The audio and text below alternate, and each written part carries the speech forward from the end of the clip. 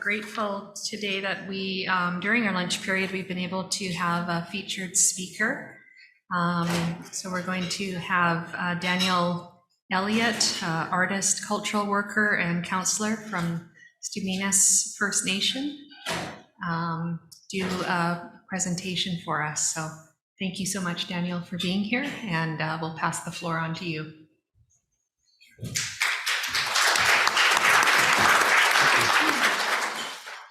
Haitsepkasiam, Kuitsiam, Kuitsatitsas,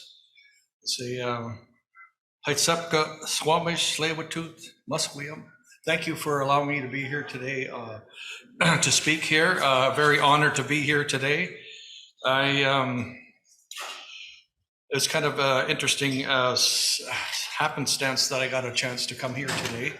I've been following Bruce McIver and his team, their bi-weekly newsletter about Indigenous law, what happens in BC, and it's fascinating for me. And so I actually sent him an email and I asked him for a book review, and I sent a draft book review I wrote by the same title called Truth, Art, and Reconciliation. And I waited for about a week, and he goes, "Hey, would you mind speaking at our law convention?" I was like, "Okay." So I was happy to be here today. I'm from Nanaimo. I live in Nanaimo with my wife, who joined me today.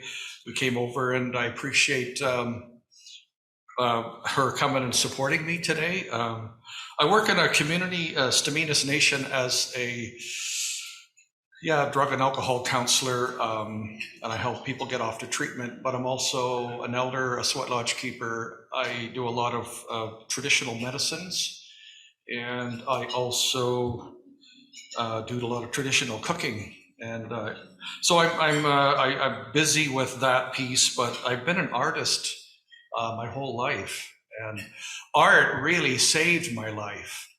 Art was something that helped me navigate trauma through addictions and violence that I grew up in.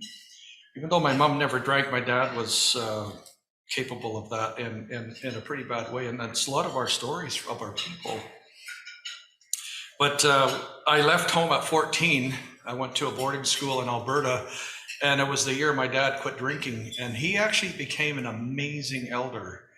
He was just filled with love and connection, and so I was able to have the relationship I really wanted as a kid with him, and so that was something.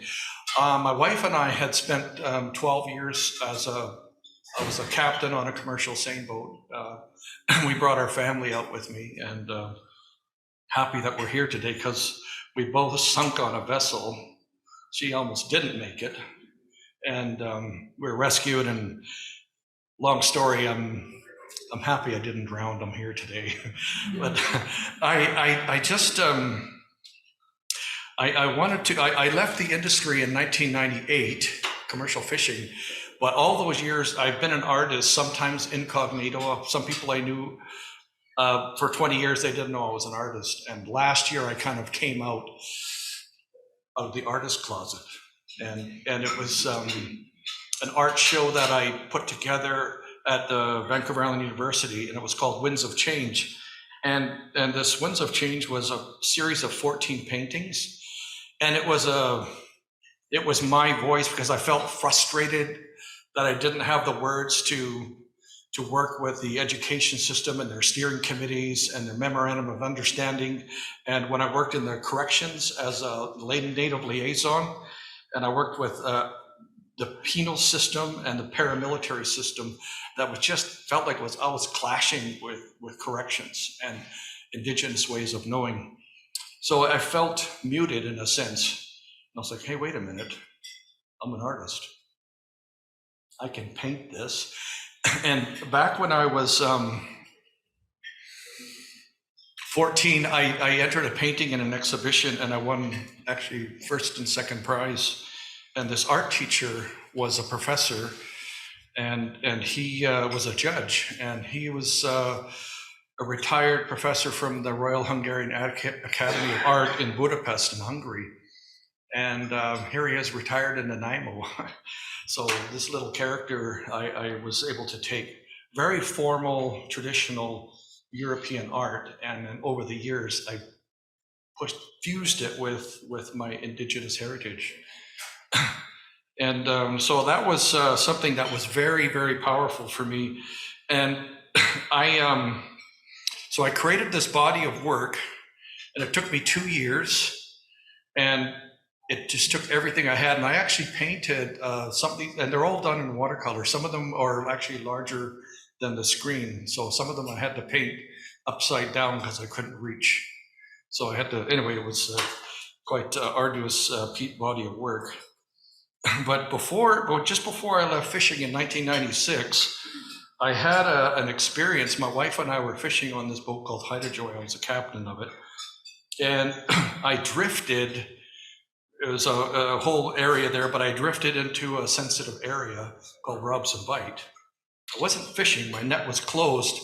We were just bringing it back. But the way the tide was, I drifted in. Fisheries came alongside, and they charged me fishing in a closed area. And has anybody, I'm sure you guys, some of you have been in federal cases here? Has anybody been in a federal case where you represented yourself? Yeah. Nobody told me. Anyway, I just thought, okay, I'm facing a $6,000 fine, and I wasn't fishing, but the way the tide was, it drifted. So I thought, well, I'm going to be telling a lawyer, state of the tide, here's our coordinates, this is what was happening with the current, and this is fisheries, and here's the fine. I thought, well, I know all of that. I'll just tell him. So I represented myself. So Crown was like, excuse me, do you not have representation? I said, no, I'm good. He's like, well, this is a very serious case. And anyway, he was trying to shock me, I guess, I don't know. Or maybe not, maybe he was real. But anyway, we went back and forth, and so I had, I did really good. I was surprised myself. And I got the Crown really frustrated in the sense that he was like, the fine is $6,000. I said, no, let's just make it the value of the fish I had, which was like $280. Oh, it can't be that low. And so we were going back and forth, and I ended up, I said, well, listen, I don't need to learn anything here, but if I need to pay a fine, I will pay $400. Anyway, the judge agreed to it, and so I paid less than 10% of what the fine originally was going to be. So I thought, okay, this is kind of scary. I didn't realize I was scared until I was done. I thought, holy cow, what was I thinking? So next time I have a case like that, I'll be sure to hire one of you guys. Why? Anyway, it was good. But back to this art. I said I was feeling really frustrated about not being able to compel or convey my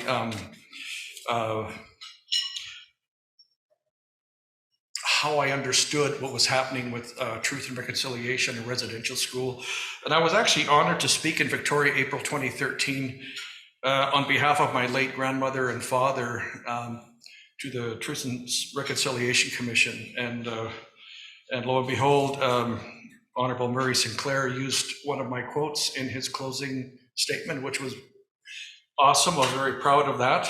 But it was, I just felt like there were so many people that didn't have a chance to speak. And so that was a big part of what was happening for me. And there was one piece, and I don't know if the lawyers were from Vancouver, but when I was working in corrections, there was the payment for common experience payment. So you probably know what that was. And so I pick up the lawyer, bring him into the prison, because I had 8 guys that were residential school survivors, and I was supporting them through this process. And honestly, it was probably one of the most brutal parts of my job as a liaison and a support for my clients. because the questions that were put to them, and it was probably standard, were so horrific. And my clients were just like reeling and emotionally taken back to their traumatic events. So the more graphic the story, the more the money was available. And so I was shocked, honestly. And so from what I know now, I'm really happy that there's some big changes, and some of what you guys are asking for here as lawyers. How do I become sensitive to when I'm working with Indigenous people and sensitive issues? So that's so I was pleased to be able to come here today, and this but the winds of change morphed into a book that I had written last May and June. And it's called, by this title, Truth, Art, and Reconciliation. And at the same time, I got a grant to do a documentary called by the same title, which we're just finishing off, and it's going to be available on Optic and Telus in January. Very cool. I'm very thrilled to have that piece put together. But I originally started painting what was beautiful about our culture. And so I painted, like, this one was probably the size of what you see there. It's about 4 by 6 feet. And this is CLEBC, and it's in our native territory on Staminas Nation. And this is probably 1928. And there's big houses. And I think there was a tidal wave or something, but they felt they needed to move all the buildings. So that water on the right side is filled in, and they moved the longhouses. And I had an elder that he was a spirit dancer, but he was on our board of directors at the Friendship Center, and he goes, hey, I danced in that one as a spirit dancer. And I thought, wow, that was pretty cool. And this was just kind of giving a feeling of pre-contact, kind of, before there was a lot of interruption around what colonization and some of the laws were happening for Indigenous people.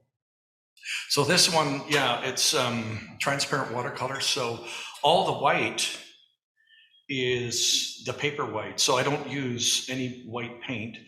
And so with watercolors, light travels through the paint. They call it transparent, but it bounces back, so it gives some kind of beautiful, mysterious. So some people that just want to, collect watercolors for that reason. So this was a fun and rewarding painting for me to do, and this was done a few years ago. But I'm not able to show you all 14 paintings. But before I carry on, there's some of you maybe in Zoom land or that are in the audience here that have been could be triggered by some scenes. I don't have too graphic, but I have some really important scenes where I thought, how far can I paint and go into the feeling about what's happened for our people? So there's one scene that I listened to Mozart's Death Requiem to get the feeling, and I took drama therapy, so I'm swearing. I have tears coming down, and I've never done that with my paintings before, and I just basically I painted this scene that was of this girl, and I'm going to show you after this second one, but this one was in the streets of Vancouver here. I had an elder, and he, his name is Stephen David. He's passed now, and I used to bring him fish when I was commercial fishing, and he says, I walk in the streets of Vancouver, and he said, people just bam into me like I'm invisible. He said, I feel like I'm a transparent soul. And so I did this sketch, and it was the start of all these paintings. And he's like, hey, man, look I'm an elder. I'm here.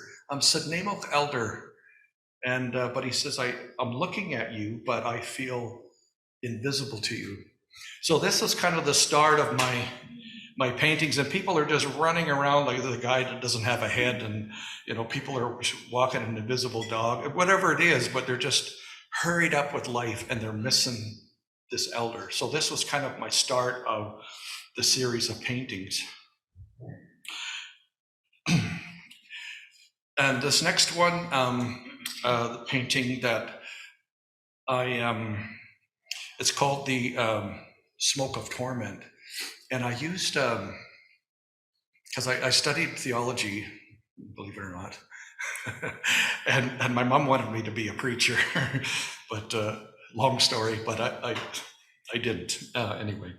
But there was a verse in Revelation that talked about the smoke of their torment arises forever. So for me, it was around all the harm that was done in these residential schools. And this one in particular is Cooper Island, where my grandmother went. And so I'm like this when I'm finished. My core is shaking because I'm connected to that. And so this one was the creators come in the form of an eagle and ripped off the roof to let the smoke of torment out. So all the improper teachings, all the harm that was done, and boom, and it doesn't belong on this universe. It doesn't, so it ascends forever. And there's no landmass under the building because it doesn't belong on this earth. And I had a law firm in Nanaimo see this at the show, and he bugged me for a year, and finally we made an arrangement for them to have it. But he says, it's too powerful for my office, it's too powerful for my home, but he said, I want this to go somewhere. I thought, oh wow, this is so after the purchase, we agreed to have this in the new year go to Penelakut, which was the former place where Cooper Island was.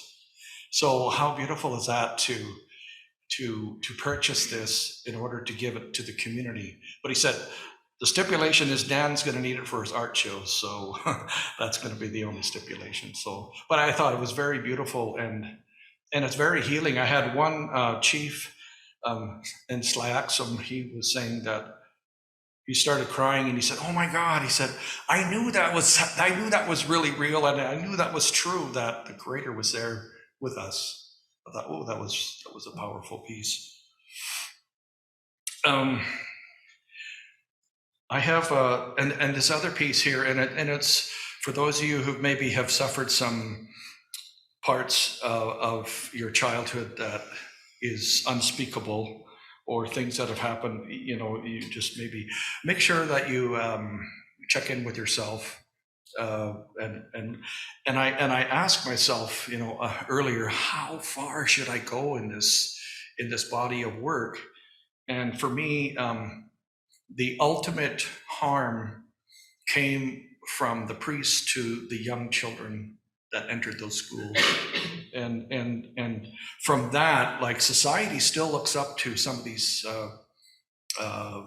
churches and priests as leadership and direction. And so that's, for me, that's the found. So this one's called Missing and Murdered Indigenous Women and Girls, Ground Zero. And for me, I studied the missing and murdered women, and I just thought, man, there's a piece that's missing, and that's this was a sketch I did. This is the one where I listened to Mozart's Death Requiem, where this girl's trying to be brave, trying to be strong.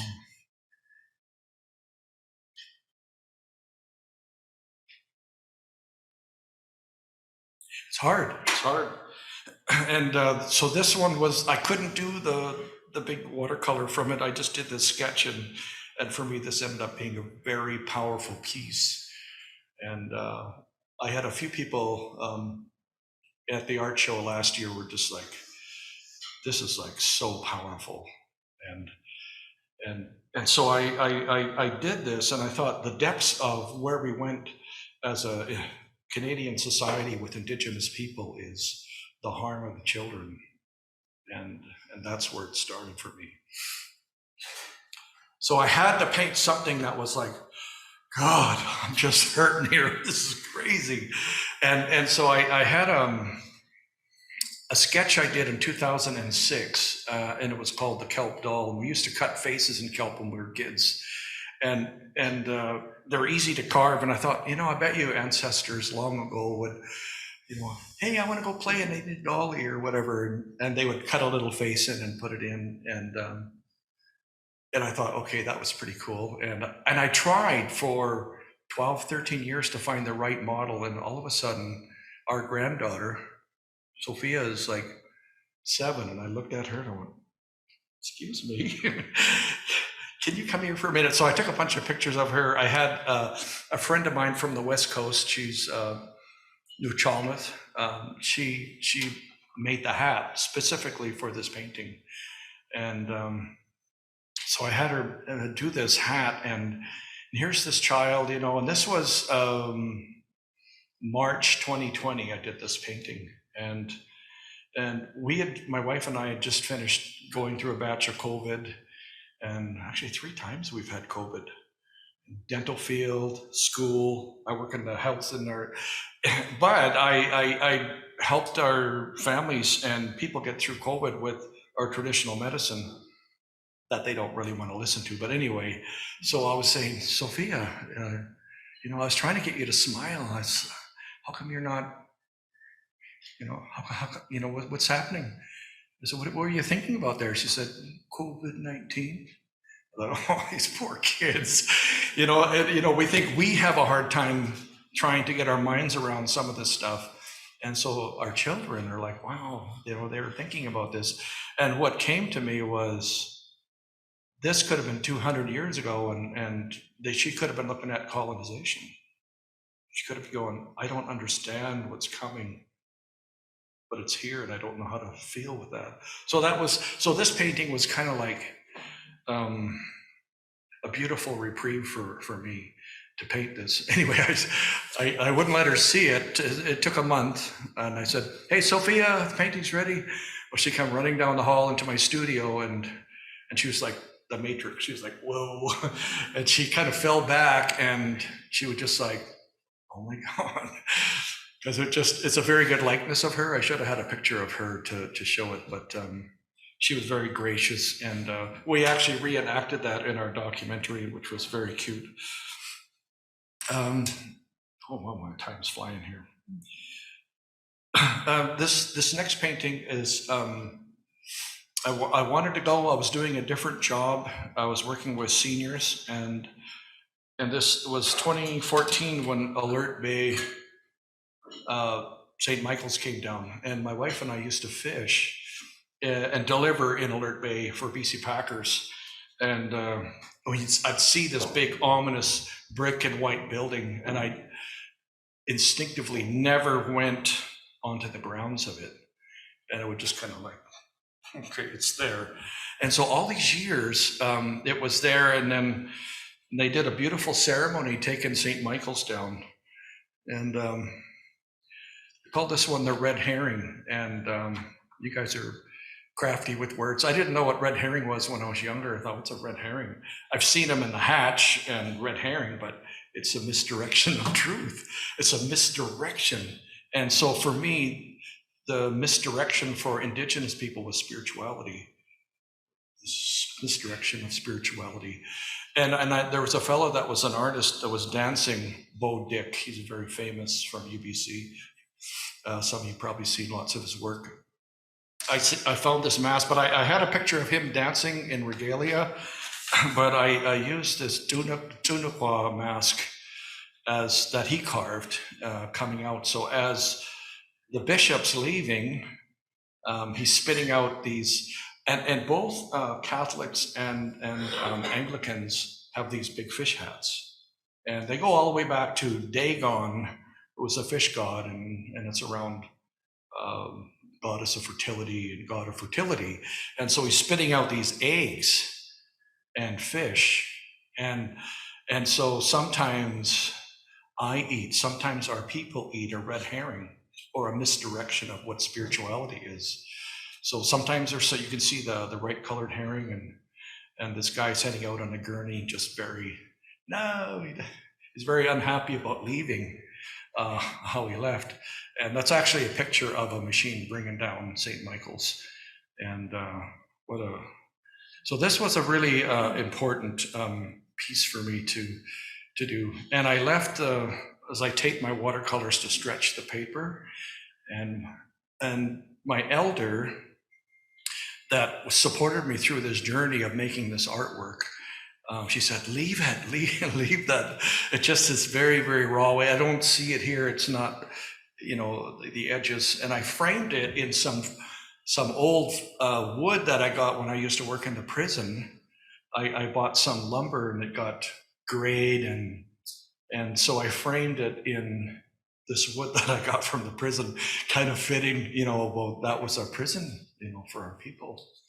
And I've had so many people that I've had go through there, and that I've known and fished with up north. So this was a really powerful piece. Out of that, this one is actually bigger than the screen that you see. It's over 4 by 6 feet watercolor. So this one I had to paint half of it upside down. It was a challenge. And I got my elder, he told me his story in 2005 about him leaving the streets. And he was a survivor of a residential school over in Christie's in the West Coast. And he said, I lived in Seattle, Victoria, and Vancouver. And he said, I had a triangle. When I wore my welcome out, I just went here, here, here, here. He said, I drank, I snorted, I smoked, I stole, I did whatever I could to hide my pain. And his grandfather came, when he told me the story in 2005 at an elders retreat in Lake Cowichan. And it was so powerful. I wrote it down, I did some sketches, and that was quite a while ago now, but when his grandfather came in a vision and drummed him off the streets, and he sang this song, and he drummed him, and he said, you cannot be here tomorrow, he said. If you're under this bench tomorrow, you and your spirit are gonna die. Go get some help. So he went and got a soup kitchen. They helped him get into detox, and he went to treatment at Round Lake. And from May 1980 until now, he hasn't had a drop. But it's not that he's stopped drinking, but he's affected thousands of people positively. He has become a spiritual guru on the West Coast. And all he does is spiritual work. He does probably 12 sweats a month. He does house cleansing. He does individual work, and he's just a walking spiritual man. One of his names from the West Coast is Anit Sanas, and if you speak Nuchalnath, it means belongs only to the Creator. And I thought, whoa! I thought, how do I even think about living up to that name? So I asked him all the time. I said, I hear your name all the time, and I try to make my work, whether it be private, secret, or open, to make it belong only to the Creator. I thought, oh, that was beautiful. And those are like ancestors that are supporting his transformation from the streets. And it's like hope and despair. We see these people in the streets, and the wine that are kicked over, that's something for somebody in addictions to. They'll usually drink it, okay, now I'll quit, but he knocked it over. So I actually painted with a real Merlot in the scene here. And I took my family camping to Quadra, and I dropped them off, and I went home, and I spent the holiday, July 2019, to paint this one. And I just needed to be with and present for that one. So my, I'm running out of time here. This is my last one anyway. Okay. I did this scene here, and I thought, man, I'm not really a cityscape painter, but I thought about the relationship between Indigenous people and Canadians, and really what the government, what policymakers are asking. They're like, hey, we're oil, and we want you guys to become oil. And Meanwhile, Indigenous people are water. So I found this medium, and half the painting is watercolor and the other half is oil. They don't mix, but they come together. And so the light represents our collective morals, our values, everything that every nation has given to them. And it's about us conciliating. It's about us coming together in a good way. And I painted this group of people, and some don't care, and that's fine. That's our reality. And some people are like, oh, cool, I want to get some selfies with these nice native people and pictures. And that's okay too. But sometimes Indigenous and Canadians aren't understanding, because the relationship that it's like they're missing some of the key points about what was, what is, and what's going to happen. And so it's a powerful piece. So this one's called Conciliation. So write down reconciliation, put some brackets, because you guys are great with words. You're awesome with words. And I'm kind of freaked out about speaking about anything up here because you guys are too clever. But if you put it changes reconciliation. It changes it so that we conciliate. So for me, it's the after part of reconciliation, because I'm tired. A lot of people are tired. Indigenous people are tired of hearing reconciliation. And this is like the action part for me of this painting. So I have a Haida pole and a pole from Stanley Park, and it looks like funny buildings, but it's smoke, fish drying on a rack, and this guy's paddling down the street going, holy crap, I better go a different way here. And so this one's called Conciliation, but it's about coming together and sharing our morals and our values and our ways. And anyway, I thank you for allowing me to speak today, and I'm very honored to be here today. And I hope that you can see more of me in the future online or in a documentary or in a book. And I look forward to, I look forward to, and if there's any questions too, make sure you brush off and don't take anything home that doesn't belong to you.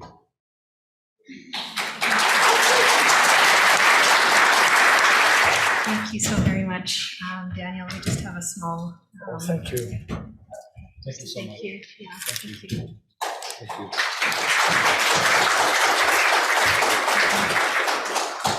Maybe it's my book. It's already published.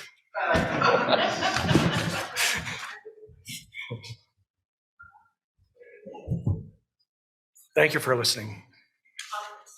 Where do you have them collected? In the art gallery? They're in my studio. So can we come and look at them? You could come to Nanaimo. You're beautiful. You're a great help. Oh, thank you. I'm trying to get a show over here in Vancouver, and it's hard because I need to get the value of all the paintings in so that they can ship them. And I haven't found an appraiser yet, and I'm looking for a good lawyer. I mean, no. Oh, wait a minute. But I'm hoping to show here in Vancouver. Oh, thank you. Yeah, I'm hoping to show here in Vancouver. And yeah, I am. And I'm looking to, and some of the big ones, I have a printer that will print the original size, and it's going to be quite a bit less than the original. And I have a couple already, so that are done. But thank you. And I have, one more. The last one. Sorry. Oops. Yeah. Still under construction, my danielravenart.com. We're still making that up, but a big part of what's been happening for me is for a year and a half, I've been belonging to this group called Culturally Committed, and I'm one of the mentors on there, and it's no dumb questions. Any professional, lots of doctors, ask questions about appropriateness or what about this? And there's 5 mentors that we try and find ways to answer these questions. And it's once the first Wednesday of every month for 2-hour Zoom meeting. And it's there, Culturally Committed, and I'm one of the mentors on that one. Thank you. Thanks. Thank you so much.